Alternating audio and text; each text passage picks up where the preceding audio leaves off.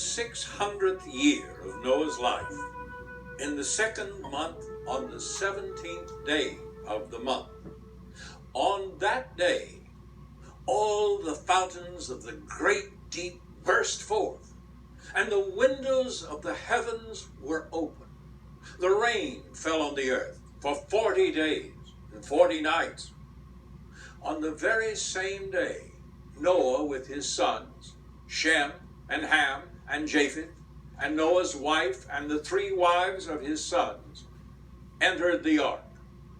They and every wild animal of every kind, and all domestic animals of every kind, and every creeping thing that creeps on the earth, and every bird of every kind, every bird, every winged creature.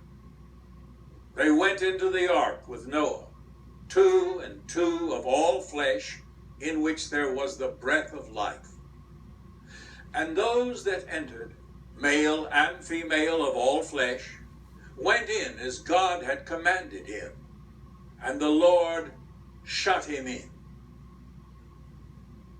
The flood continued 40 days on the earth, and the waters increased and bore up the ark, and it rose high above the earth. The waters swelled and increased greatly on the earth, and the ark floated on the face of the waters. The waters swelled so mightily on the earth that all the high mountains under the whole heavens were covered. The waters swelled above the mountains, covering them 15 cubits deep. And all flesh died that moved on the earth. Birds, domestic animals, wild animals, and swarming creatures that swarm on the earth, and all human beings. Everything on dry land, in whose nostrils was the breath of life, died. He blotted out every living thing that was on the face of the ground, human beings, animals and creeping things and birds of the air. They were blotted out from the earth. Only Noah was left, and those that were with him in the ark. And the waters swelled on the earth for 150 days. But God remembered Noah and all the wild animals and all the domestic animals that were with him in the ark. And God made a wind blow over the earth, and the waters subsided, and the fountains of the deep and the windows of the heavens were closed. The rain from the heavens was restrained, and the waters gradually receded from the earth. At the end of 150 days, the waters had abated. And in the 7th month, on the 17th day of the month, the ark came to rest on the mountains of Ararat. The waters continued to abate until the 10th month. In the 10th month, on the 1st day of the month, the tops of the mountains appeared. At the end of 40 days, Noah opened the window of the ark that he had made and sent out the raven, and it went to and fro until the waters were dried up from the earth. And then he sent out the dove from him to see if the waters had subsided from the face of the ground. But the dove found no place to set its foot, and it returned to him to the ark, for the waters were still on the face of the whole earth. So he put out his hand and took it and brought it into the ark with him. He waited another 7 days, and again he sent out the dove from the ark. And the dove came back to him in the evening, and there in its beak was a freshly plucked olive leaf. So Noah knew that the waters had subsided from the earth. And then he waited another 7 days and sent out the dove, and it did not return to him anymore. In the 601st year, in the first month and on the first day of the month, the waters were dried up from the earth. And Noah removed the covering of the ark and looked and saw that the face of the ground was dried. In the second month, on the 27th day of the month, the earth was dry. And then God said to Noah, "Go out of the ark, you and your wife and your sons wives with you. Bring out with you every living thing that is with you of all flesh, birds and animals and every creeping thing that creeps on the earth, so that they may abound on the earth and be fruitful and multiply on the earth." So Noah went out with his sons and his wife and his sons' wives, and every animal, every creeping thing, and every bird, everything that moves on the earth went out of the ark by families. Then Noah built an altar to the Lord, and took of every clean animal and of every clean bird, and offered burnt offerings on the altar. And when the Lord smelled the pleasing odor, the Lord said in his heart, "I will never again curse the ground because of humankind. For the inclination of the human heart is evil from youth.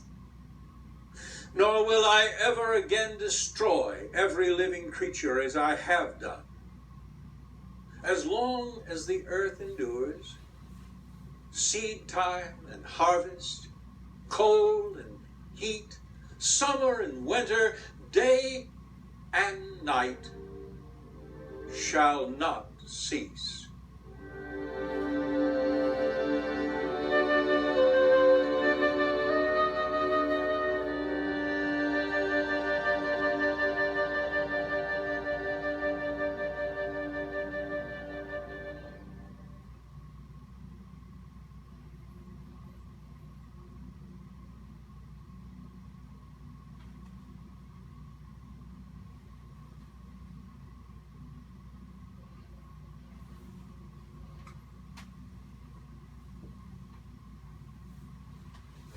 Thea, the story of the flood is a story that everyone seems as familiar with. It's a common story for children, and there are pop-up books and cartoons, and it seems like maybe we can be too familiar with the story, that when we read it we sort of think we know what's going on and we brush right past it. One way of trying to get a feel for that might be to contrast it with other flood stories of the ancient world, because the biblical story wasn't the only one, was it?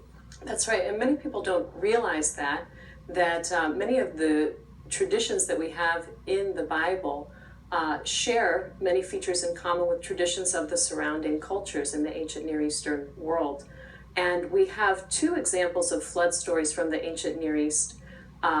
Gilgamesh is one from ancient Babylon. It dates to about 1000 BCE. And Atrahasis is another that is from Assyria. And versions of that story may date as early as 1700 BCE. And what is remarkable is that all three stories share many features in common.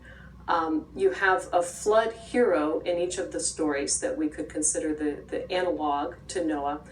In Gilgamesh, it's Utnapishtim, and in Atrahasis, it is the character named Atrahasis. The name Utnapishtim means the one who finds life, and the name Atrahasis means wise one.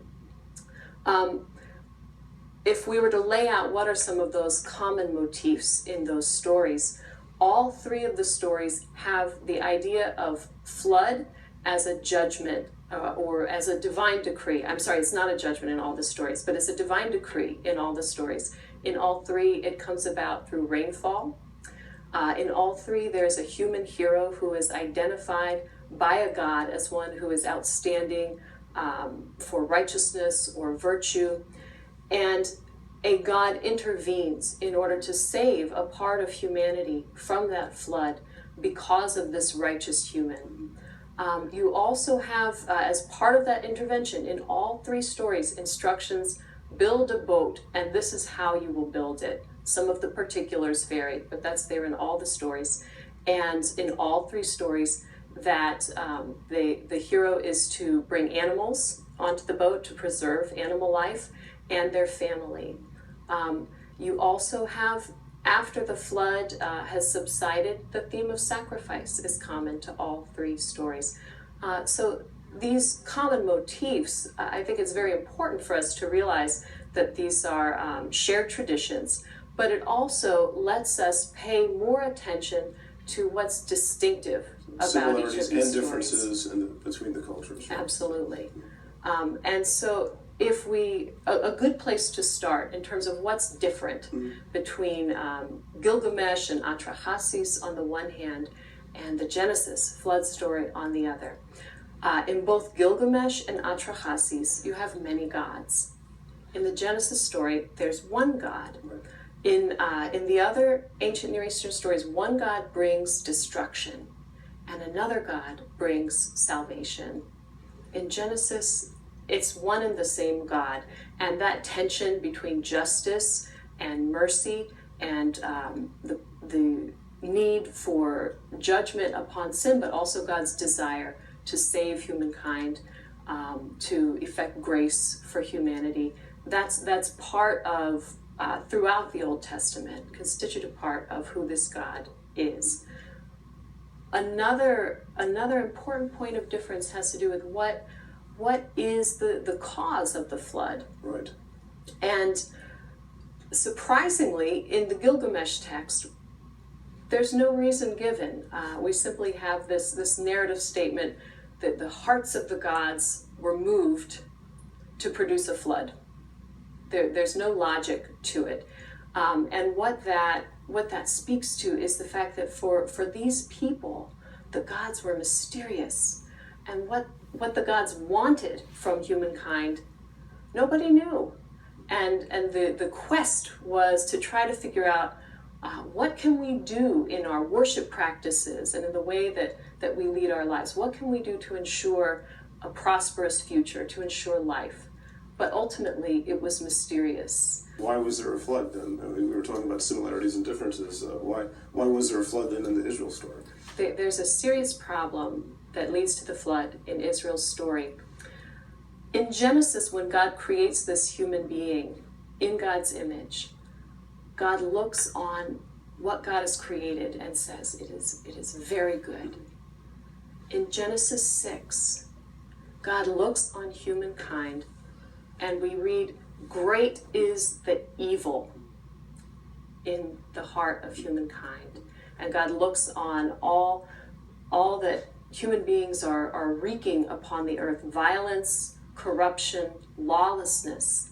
And in this careless, reckless exercise of human will, they're jeopardizing all of creation. Where they originally had a divine commission to care for, to protect and nurture creation, now they put all of creation in danger.